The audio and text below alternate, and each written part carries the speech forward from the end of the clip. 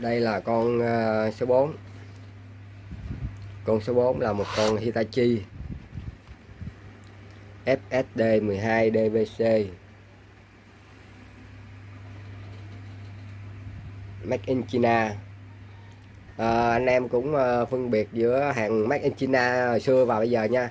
Hồi xưa thì Made in China là mấy cái hãng Nhật này nè, nó qua nó hợp tác với Trung Quốc, rồi nó sản xuất ra mấy cái máy này, rồi nó quản lý hệ thống chất lượng và hệ thống dây chuyền sản xuất.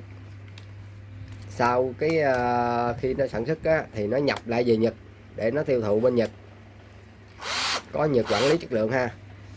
Còn mấy cái Made in China bây giờ của hãng này á, mấy hãng này á, Makita rồi Bosch rồi á, thì tụi Nhật Nhật đồ nó không có quản lý chất lượng ha, nó giao hết cho toàn bộ cho Trung Quốc luôn.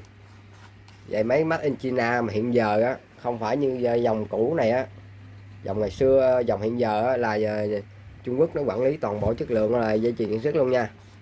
Nó không phải như mấy cái con này. Con này là xưa là Nhật còn quản lý dây chuyền sản xuất và chất lượng của nó để nó tiêu thụ bên Nhật. Bây giờ mà Made in China đó là người ta sản xuất ra là Trung Quốc nó quản lý chất lượng luôn, và nó xuất đi bán quốc tế luôn, không có ấy bên Nhật nữa.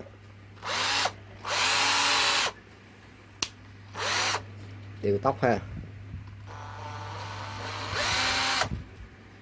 trái phải,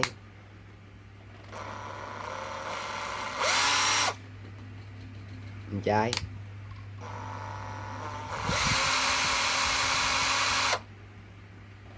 phải.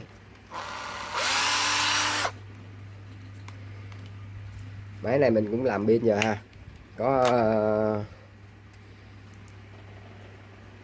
dắt DC, rồi 3 cục pin, sạc xả bảo vệ, mạch sạc xả bảo vệ, nhanh chậm.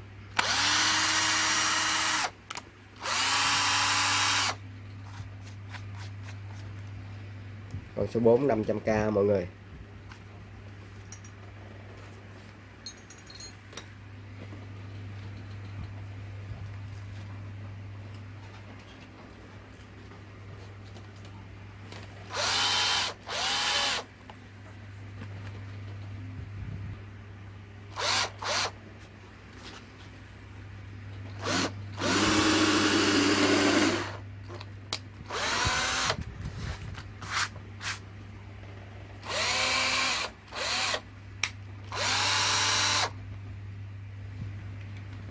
Con số 4.